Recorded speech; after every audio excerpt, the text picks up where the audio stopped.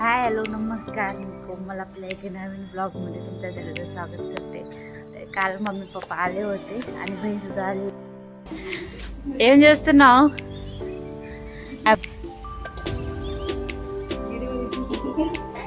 Hi hi చెప్పు.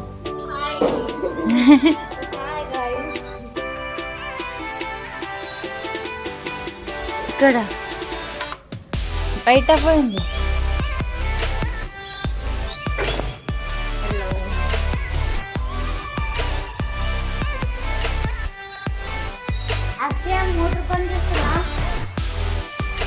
इथं motor ते बंद करायला गेलो होतो. मग लगेच इथं पप्पा बनले होते भजी कर आणि पाऊस सुद्धा चालू होतं त्यामुळे इथं भजी करायला घेतलं होतं. पाऊस पळालं त्यामुळे इथं भजी करायला घेतलं होतं आणि सगळ्यालाही खायचं होतं, मम्मीला पप्पाला. ते पाणी पळालं की भजी खायला खूप मजा येते, खरं का नाही.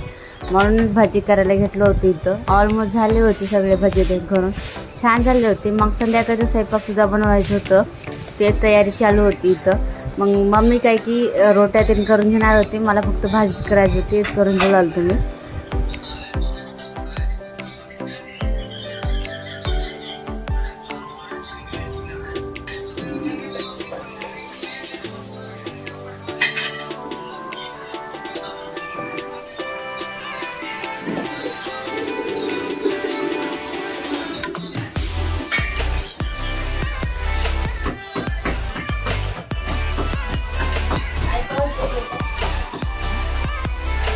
इथं मम्मी रोट्या बनवून घ्यायला घेतली होती आणि भाजीसुद्धा झाली होती, राईससुद्धा बनवून झाले होते.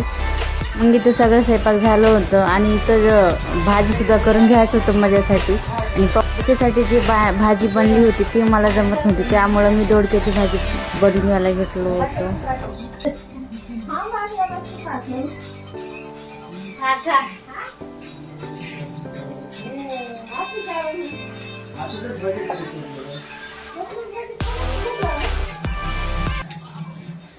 आपला पण जाऊचा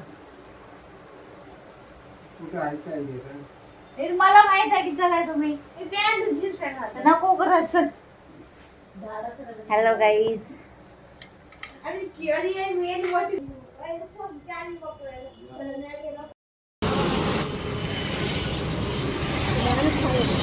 अचानकच प्लॅन झालं होतं की पाणीपुरी खायला जाऊ का म्हणून. पप्पा म्हणले होते चला 4 राहतो तुम्हाला पाणीपुरी, त्यामुळं निघालो होतो. आणि पावसाचं सुद्धा वातावरण झालं होतं, पण पाणी काय आलं नव्हतं, त्यामुळं निघाल्या होत्या. पाठीशा जाऊन पडशेळी आल्या येते त्यामुळं. मग इथं चालल्या होत्या पाणीपुरी खायला, तुम्ही बघू शकता. पाणीपुरी ते खाऊन झालं होतं. मग इथं पावसाचे बारीक बारीक ठेंब येऊ लागते, त्यामुळं घरी आल्या होत्या. मग घरी येऊन जेवण ते करायचं होतं, ते सुद्धा करून घेतल्या. चला मग आजच्याला एवढं भेटू द्या.